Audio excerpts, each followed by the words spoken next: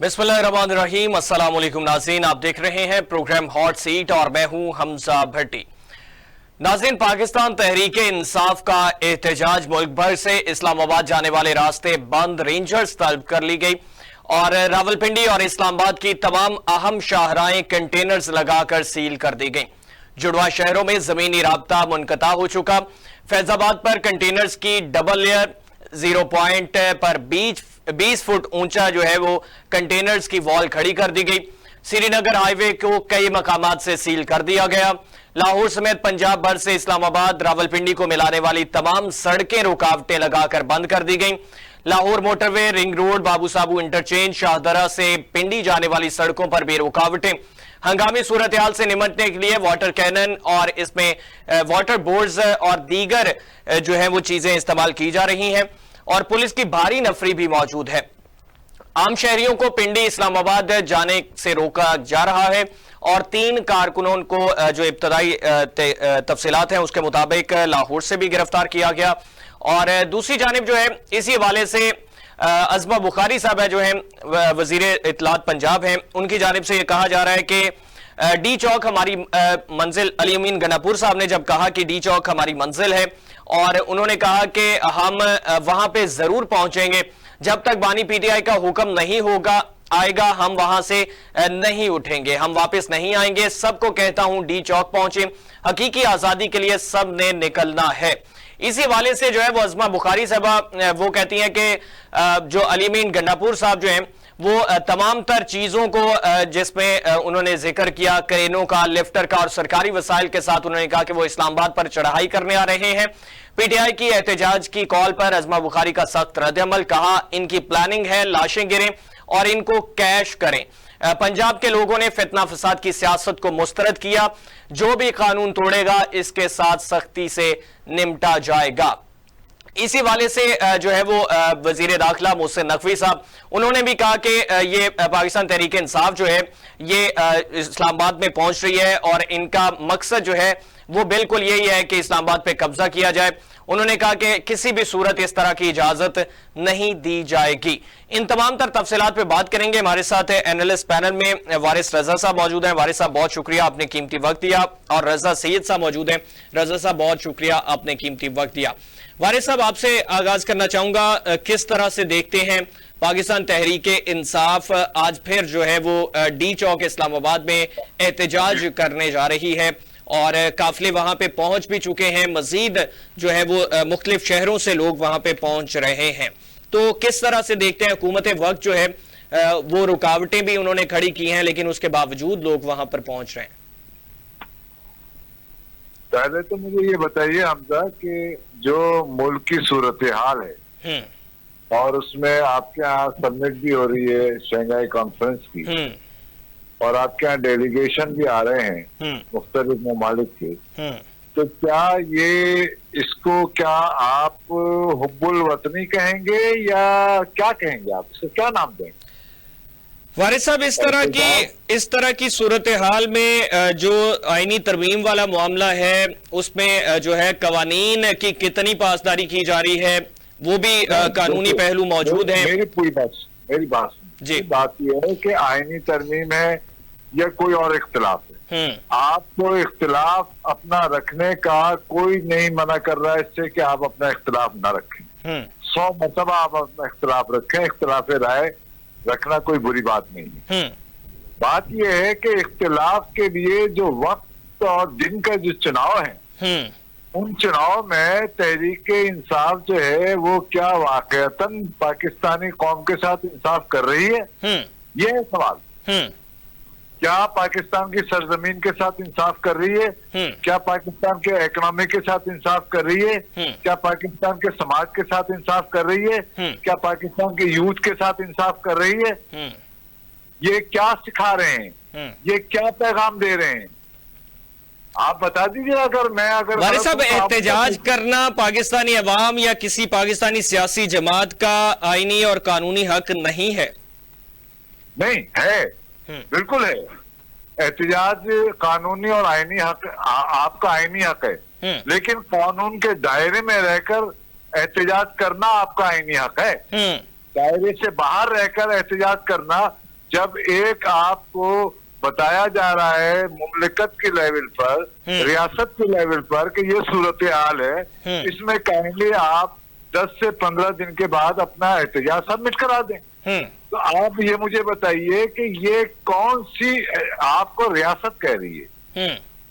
अरे साहब, दो दिन पीछे चले जाएं, अगर फैसलाबाद में और दीगर मुख्तलिफ शहरों में एहतजाज हुआ और पाकिस्तान तहरीक इंसाफ ने बिल्कुल उसी तरह से कवानीन को मद्देनजर रखते हुए एहतजाज किया, लेकिन वहां पे हमने देखा, आपने भी देखा होगा, गिरफ्तारियां भी अमल में आई, शेलिंग भी की गई, मारकूट भी जो है वो उसका भी सिलसिला जारी रहा।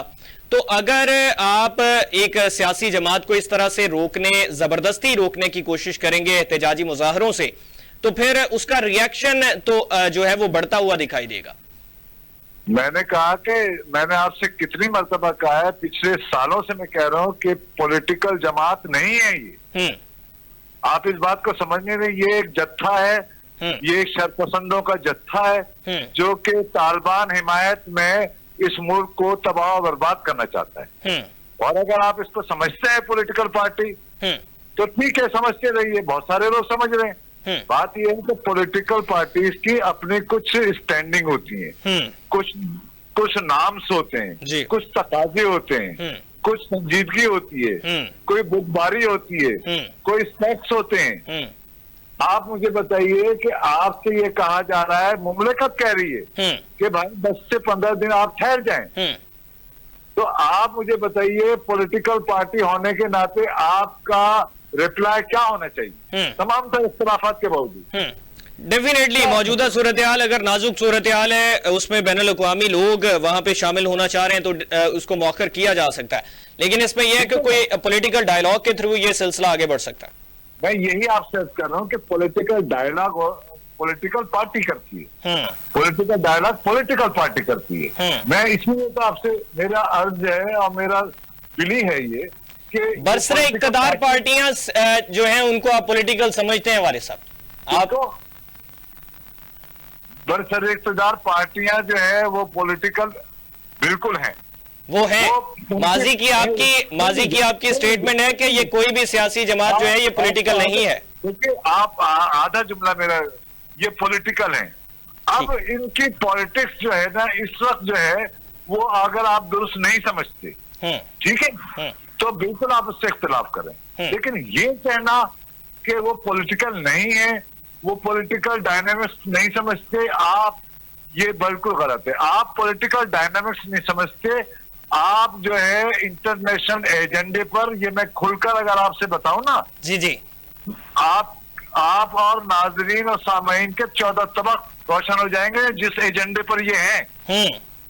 ये एजेंडा वो है जो कि मेरे मुल्क को, मेरे वतन की मिट्टी को, मेरी सरजमीन को तबाह और बर्बाद करने का एजेंडा है। तो क्या मैं उसको वारिस साहब ये बिलफर्ज आपकी बात को तस्लीम करते हुए ये कह भी दूं कि ये एजेंडा जो है ये मुल्क मुखालिफ हो सकता है, लेकिन अगर आप पाकिस्तान तहरीक इंसाफ का दौरे हुकूमत देखें तो उसमें कितने ड्रोन अटैक्स हुए, उसमें कितने दहशतगर्दाना वाकयात हुए, ये कंपैरेटिवली अगर देखा जाए तो पाकिस्तान तहरीक इंसाफ की गवर्नमेंट में ऐसा नहीं हुआ। ड्रोन अटैक इसलिए नहीं हुए तो कि जो ड्रोन अटैक पैदा करने वाले हैं, जो ड्रोन अटैक बनाने वाले हैं, उन्हीं के तो लोग हैं।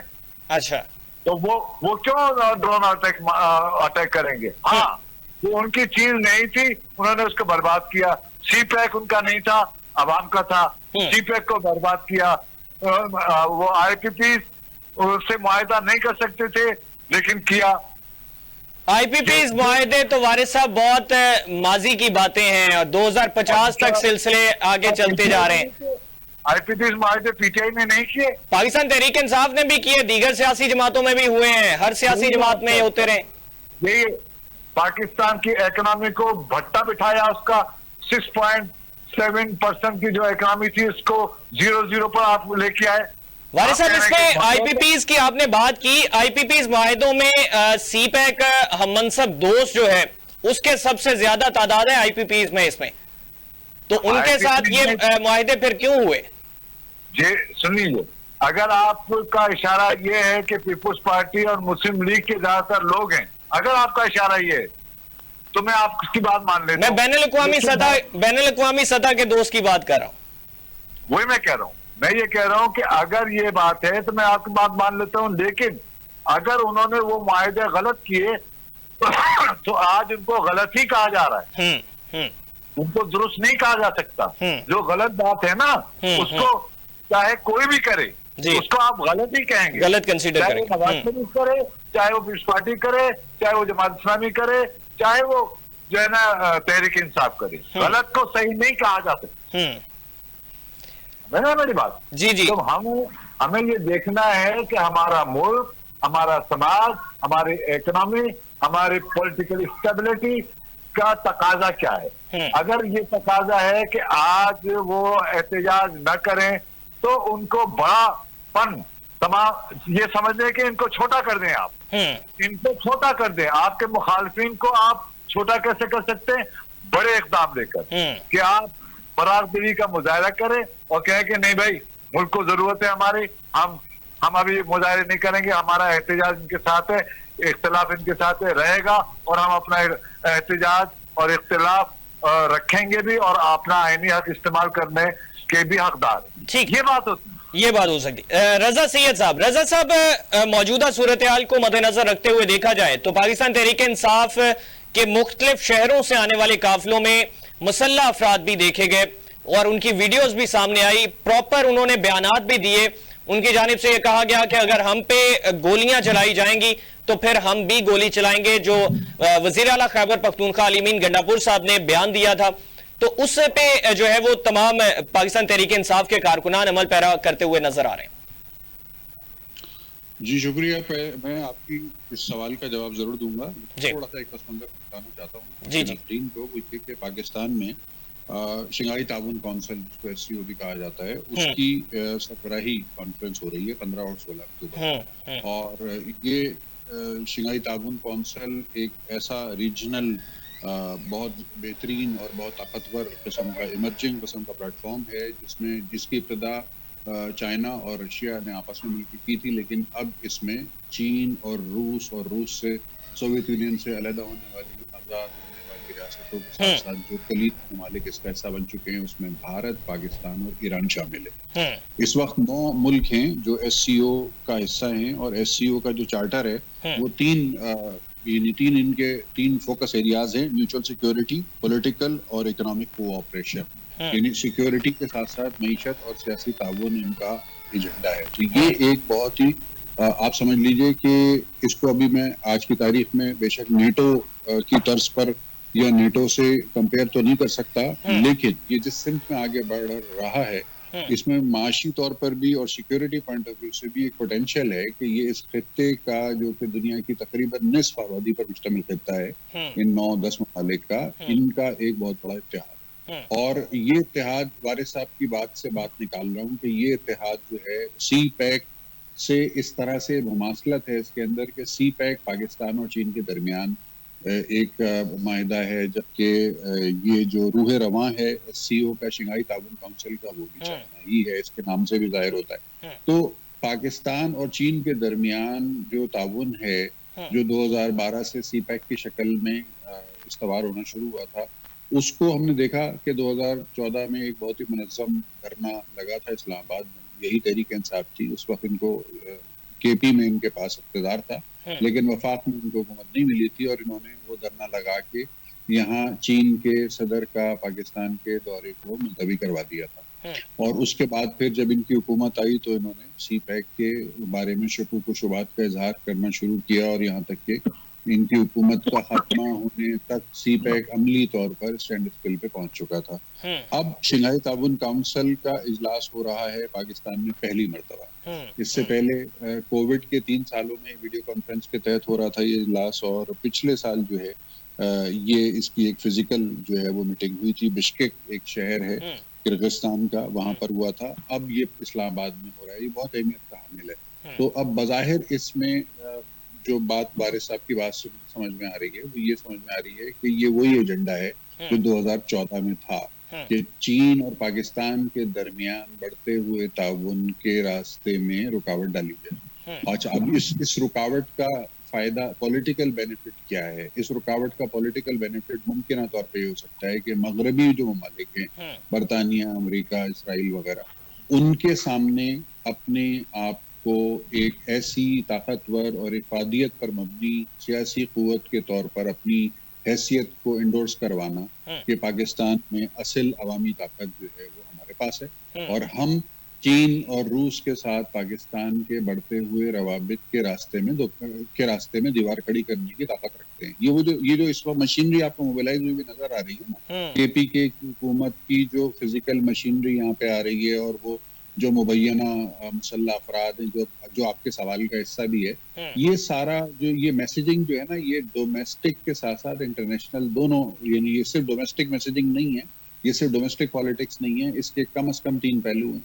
एक पहलू इसका इंटरनेशनल है कि जिसमें आलमी ताकतों को, बिलखुसूस अमेरिका, बरतानिया और इसराइल की जो लॉबी है, उनको ये मैसेज दिया जा रहा है कि जी हम पाकिस्तान में ऑन ग्राउंड पाकिस्तान और चीन और पाकिस्तान और रूस और पाकिस्तान और ईरान और पाकिस्तान और इंडिया के दरमियान किसी ताउन के रास्ते की सबसे बड़ी दीवार बनने की ताकत रखते हैं। लिहाजा हम आपके लिए ज्यादा कारामद हैं, लिहाजा हमारी तरफ तवज्जो दी जाए, लिहाजा हमें एम्पावर किया जाए और हमारे ऊपर भरोसा किया जाए। एक तो ये मैसेज है इसमें जो कि खारजा सतह के ऊपर जा रहा है। दाखिली सतह पे जो इसमें मैसेजिंग है वो ये है कि जाहिर है अडियाला में बानी पीटीआई जो है वो कैद हैं और मुकदमात का सामना है और उनको रिलीफ जिस किस्म का वो अदालतों से चाह रहे हैं, वो बदकिस्मती से उनकी बदकिस्मती के उनको मिल नहीं रहा। तीसरा पहलू इसका और भी है और वो ये है कि 25 तारीख को रिटायरमेंट डेट है पाकिस्तान के मौजूदा चीफ जस्टिस की और इस दौरान जो इस वक्त एक पार्लियामेंट के अंदर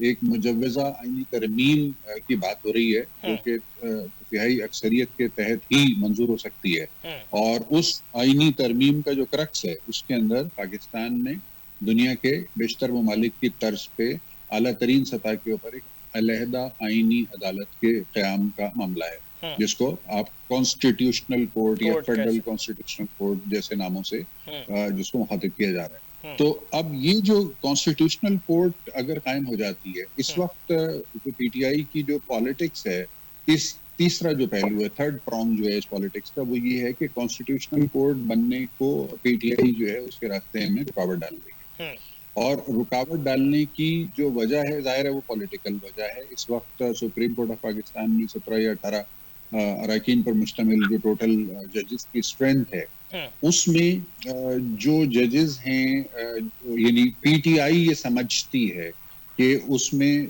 जो जजेस मौजूद हैं उनकी अक्सरियत यानी 50% से जायद जो हैं वो पीटीआई और बानी पीटीआई के लिए नरम गोशा रखते हैं। अच्छा, अब ये बात बड़ी यानी मेन स्ट्रीम मीडिया पे करने वाली है नहीं, मुनासिब नहीं है, लेकिन पता ही है कि पाकिस्तान में जजेस की अपॉइंटमेंट का जो प्रोसेस और प्रोसीजर है वो कुछ इस तरह का रहा है कि जो भी हुकूमत इख्तिदार में होती है वो अपने पसंदीदा लोगों को हायर जुडिशरी में एलिवेट करवा लेती है। यानी आसान तरीन अल्फाज में, बगैर किसी को निशाना बनाए या बगैर किसी का नाम लिए, मैं ये कहना चाहूंगा कि जिस पार्टी की भी हुकूमत होती है 3, 4, 5 साल सूबे में, वो वहाँ की आला अदलिया के अंदर अपनी इलेक्शन करवा लेता है और फिर वो जजेस जो हैं वो आने वाले सालों में एलिवेट होते होते जब आला तरीन सतह पर पहुंचते हैं तो उस वक्त उनकी जो पॉलिटिकल अलाइनमेंट्स होती हैं वो बेनिफिशियरी बनती हैं उनको लाने वाली सियासी जमातें। उसका ये एक निज़ाम है। बहरहाल मतलब इसको आप तनकीद कर सकते हैं, इसके ऊपर बहस भी हो सकती है,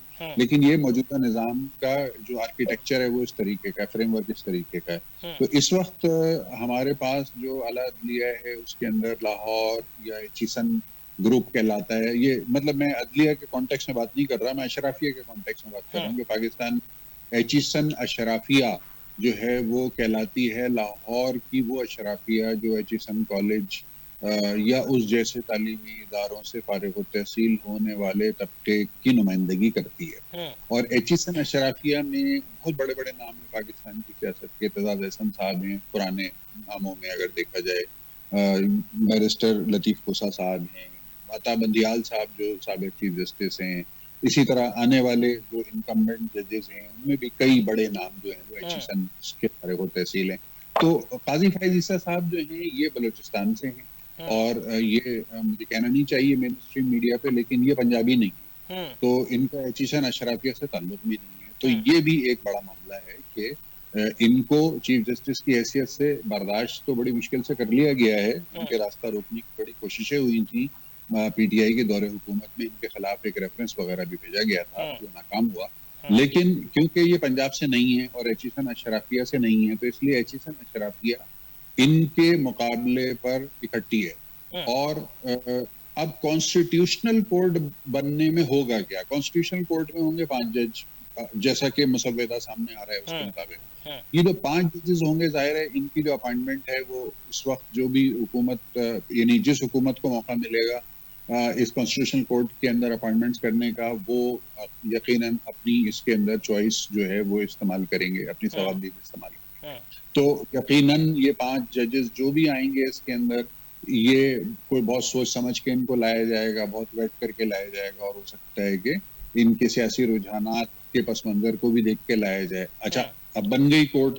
अब ये कोर्ट बनने के बाद पीटीआई को प्रॉब्लम क्या है? पीटीआई को प्रॉब्लम ये है कि वो तमाम केसेस जिससे तहरीक इंसाफ या किसी भी सियासी जमात को कॉन्स्टिट्यूशनल रिलीफ या पॉलिटिकल रिलीफ लेना होता है, फिल वक्त वो तमाम केसेस हाई कोर्ट्स या सुप्रीम कोर्ट ऑफ पाकिस्तान में जाते हैं। अच्छा, high court supreme court of Pakistan में लाखों मुकदमात पेंडिंग हैं, जिसमें और उन मुकदमात को की पैरवी हो नहीं पा रही होती, इसलिए कि हर वक्त जो है ना वो हाई प्रायोरिटी के केस लगे होते हैं कि जी बानी पीटीआई की दरखास्त चली गई, तो 7 जजेस जो हैं वो अपना सारा काम रोक के और बानी पीटीआई की दरखास्तों को डील करना शुरू हो जाते हैं। तो पब्लिक प्रेशर के नाम पे या एक पॉलिटिकल रिप्रेजेंटेशन के नाम पे ही चक्कर होता है।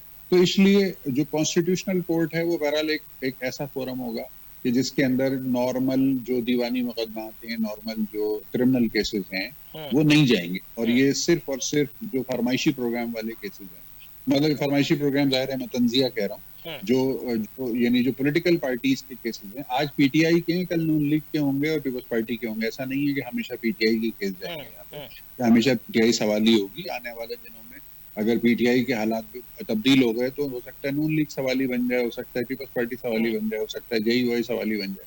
कहने का मतलब ये है कि जो सियासी जमातों के फरमाइशी प्रोग्राम वाले केसेस होंगे वो कॉन्स्टिट्यूशनल कोर्ट में जाएंगे, और कॉन्स्टिट्यूशनल कोर्ट में जो भी 5 जजेस बैठे होंगे उनका काम ही यही होगा कि वो सियासी फरमाइशी प्रोग्रामों को देखें, एग्जामिन करें और आईन कानून के मुताबिक उनके ऊपर फैसला दे दें। लेकिन इसका फायदा ये होगा कि हाई कोर्ट्स को और सुप्रीम कोर्ट ऑफ पाकिस्तान को मौका मिलेगा तवज्जो देने का उन पेंडिंग केसेस, दीगर केसेस जो के पेंडिंग चले आ रहे हैं, जो साल से पेंडिंग। अच्छा रजा साहब, इसमें एक सवाल ये बनता है कि माजी में हमने देखा कि उमर अता बंदियाल साहब चीफ जस्टिस थे और काजी फैज ईसा साहब ने उस वक्त भी जो है वो बेंच के हवाले से अपना एहतजाज भरपूर तरीके से रिकॉर्ड करते नजर आते रहे, और अब आने के बाद तमाम तर दावे करने के बाद अगर आज भी मौजूदा सूरत हाल में इसी तरीके से जो है वो बेंच की तश्कील की जाए और उस पर फिर हम यही कंसीडर कर सकते हैं कि माजी की रीत रिवाज जो है वो आज भी बरकरार हैं, किसी भी समत में दुरुस्तगी जो है वो बज़ाहिर नजर नहीं आ रही है।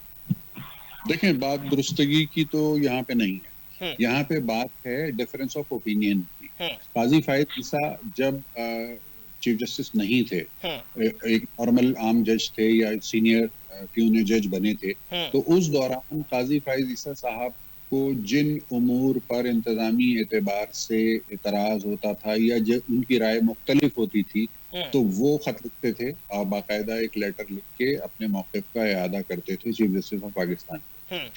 इसी तरह से उसी रिवायत को बरकरार रखते हुए आजकल भी होता हुआ नजर आ रहा है। जो मौजूदा सीनियर प्यून जज हैं वो उन्होंने भी 1 से ज्यादा खत लिखे हैं। इसके अलावा मजीद जो कुछ जजेस हैं, मुझे शायद नाम लेने में इश्तिबाह होगा इसलिए मैं नाम नहीं ले रहा, लेकिन दीगर जजेस भी मुख्तलिफ मौकों पर अपनी राय का इजहार करने के लिए खत लिखते रहे हैं। एक ऐसी राय जो आमतौर से एडमिनिस्ट्रेटिवली मुख्तलिफ राय होती है बामुकाबले उस चीफ जस्टिस के ऑफिस के फैसलों के, कि जो इंतजामी सरबराह होता है यानी सुप्रीम कोर्ट ऑफ पाकिस्तान।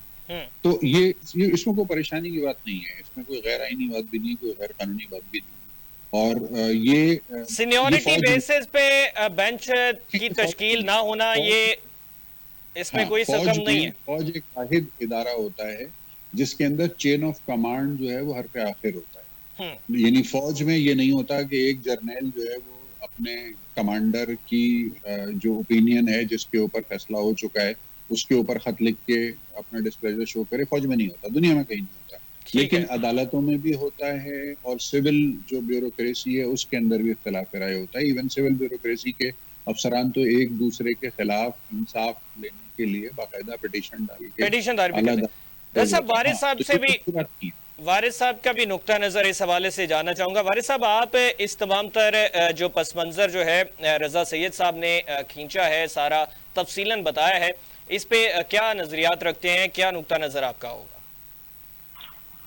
देखिए, जहाँ तक आपने अभी ये बात की है ना कि कोर्ट्स की, यानी खासतौर से कि भाई यानी हमारे चीफ जस्टिस जो मौजूदा है वो भी खत लिखते थे और उसके बाद ये लोग भी खत लिख रहे हैं, तो इसमें कोई फर्क नहीं है। ठीक है, असल में फर्क है।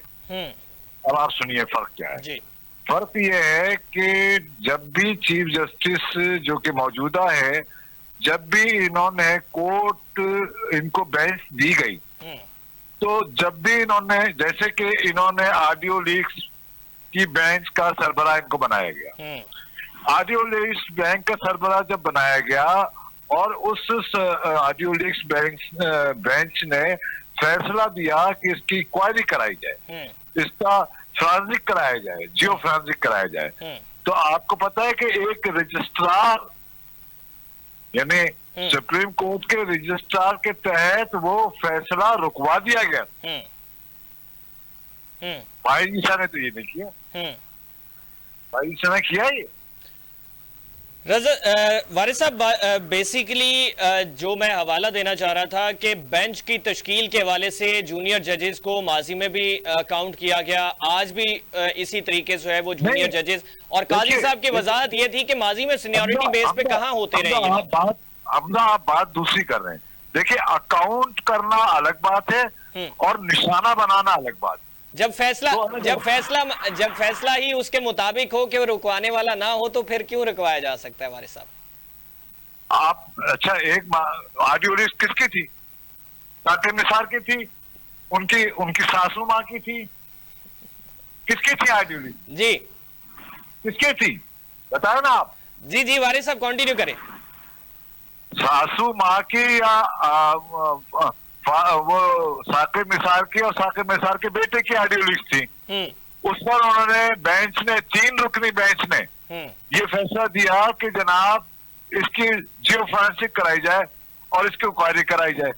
आपने रजिस्ट्रार के तहत फौरी तौर से उसको रुकवा दिया, तो क्या ये डिस्क्रिमिनेशन, यानी ये अकाउंटेबिलिटी कहेंगे आप? वारिस साहब, अदालत में किसी को जो है वो वजाहत का या दलाइल देने का मौका ना देना, अदालतें सुनती हैं, अदालतें सुनने के बाद जो है वो अपने रिमार्क्स पेश करती हैं। अगर मौका ना दिया गया तो ये कौन सी अकाउंटेबिलिटी हो सकती है? आपको उसकी पूरी प्रोसीडिंग पता है? नहीं वारिस साहब, आपसे रहनुमाई लेना चाहूंगा कि प्रोसीडिंग ये थी कि उन्होंने तमाम कॉर्नर्स को, तमाम लोगों को नोटिस किए थे, कोई उस नोटिस करने के बावजूद नहीं आया था और अपनी अपनी सबमिशन की थी। ठीक है, उसके बाद कोर्ट ने, बेंच ने ये फैसला दिया। उस फैसले को और अगर बेंच ने फैसला दिया और किसी को नोटिस नहीं दिए, तो आप ये एतराज करें कि भाई आपने नोटिस नहीं दिए। नहीं, मैं मौजूदा सूरत हाल की बात कर रहा हूँ वारिस साहब। अली जफर साहब मौजूद थे, उन्होंने दलाइल देने की कोशिश की, और उस पे मुस्तफीन काजमी साहब मौजूद थे, उन्होंने दलाइल देने की कोशिश की, उनको भी रोका गया, उन्हें भी ये कहा गया कि आपकी अभी जो है वो टर्न नहीं है, आप बात नहीं कर सकते, उसके बाद भी मौका नहीं दिया गया।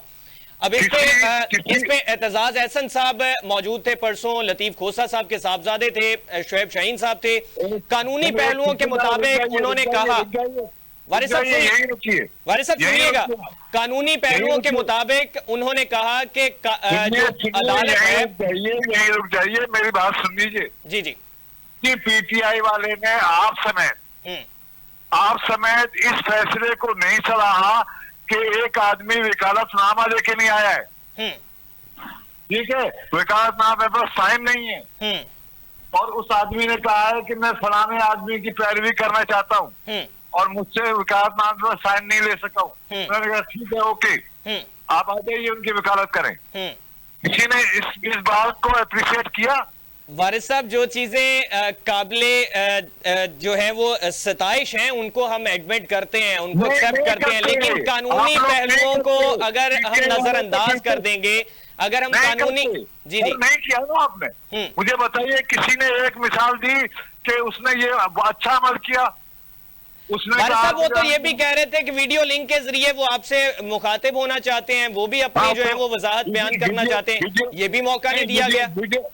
वीडियो लिंक में पहले आपके जो महावली हैं, पीटीआई के महावली ने वीडियो लिंक में पहले जो गलाजत और गंद किया था, क्या दोबारा से वो गलाजत और गंद हम दोबारा फैलाएं? तो उनको अदालत में पेश कर दिया जाए, अदालत में पेश करके वो अपने वजाहत दे सकते हैं, या फिर मौका ही नहीं दिया जा सकता। एक हमजा एक आर्गुमेंट नहीं है, 63A की मुखालफत में एक आर्गुमेंट नहीं दे सके हैं वो, जिनका नाम अली जफर है, वो तो उस तरफ आए नहीं रहे थे। बात यह है कि मुकदमा चल रहा है ये 63A। भाई साहब, उनका पहला सवाल तो ये था कि ये बेंच जो है, ये बेंच पे हमें एतराज आयद है, ये बेंच इस पे जो है वो एक सेकंड, एक बेंच में वो आदमी बैठा हुआ है जिसने पूरे प्रोसीजर एक्ट की मुखालफत की, उसका नाम है जस्टिस मुनीब अख्तर। उसको जो है ना अकॉर्डिंग टू प्रोसीजर जो है ना कमेटी प्रोसीजर, उनको उन्होंने कहा कि भाई तीसरे जज ये आप है, आप आ जाइए, ठीक है। उन्होंने क्या किया, 3 से 4 महीने जब से वो जज लगे, जब से कमेटी में आए, वो लाहौरी ग्रुप कमेटी में मिल गया, मिलकर साजिश की, गोया के आपको जमहूरियत पसंद ही नहीं है, जमहूरी तरीका पसंद ही नहीं है आपको, आपने जहां देखा। वारिस साहब, ये जमहूरियत का असूल है कि हॉर्स ट्रेडिंग हो? नहीं, ये जमहूरियत का असूल है कि तो ये उसमें इजाजत मिल रही है ना वारिस साहब? नहीं, ये जमहूरियत का असूल है कि जो आपको जमहूरियत दे रहा है, ठीक है, उसको आप नक्कू कर दें, उसको आप तना कर दें। वारिस साहब,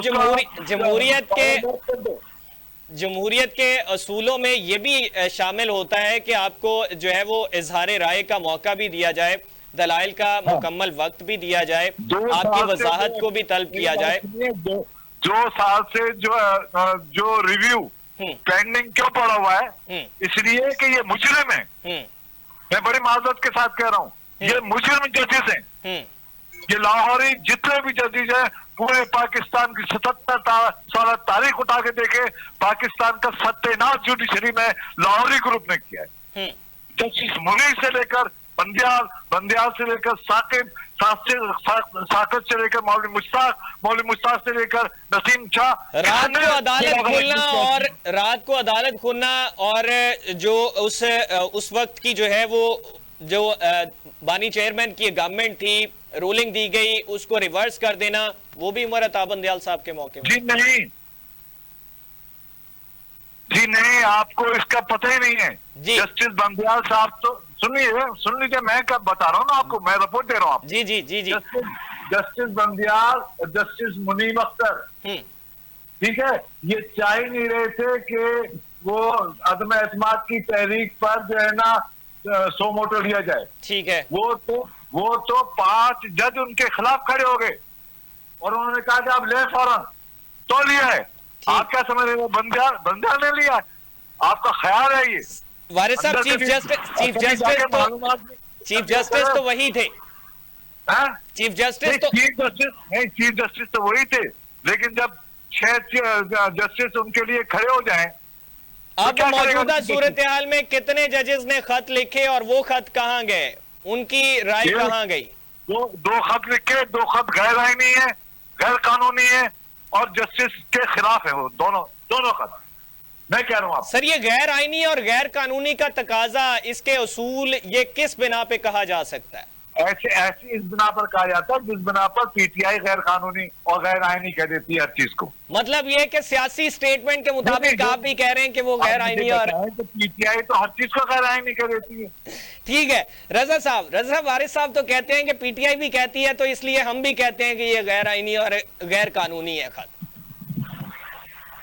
देखिए बात स्टेटस को क्या बेनिफिशियरी होने की है, लार्जर कॉन्टेक्स्ट में इसको आप देखें। जो हुकूमत होती है उसका एडवांटेज ये होता है कि उनको तनख्वाह मिल रही होती है, हुकूमत करने की तनख्वाह मिल रही होती है। जो इस पे इख्तलाफ होती है उनका डिसएडवांटेज ये होता है कि उनको तनख्वाह नहीं मिल रही होती है, यानी उनको पार्लियामेंटेरियन होने का एक छोटा सा मुआवजा तो मिलता है, लेकिन जो अरबों खरबों का बजट है उसके ऊपर बैठ के अपनी मर्जी के फैसले और ठेके और परमिट और ये चीजें आगे पीछे करने का मौका नहीं मिल रहा होता।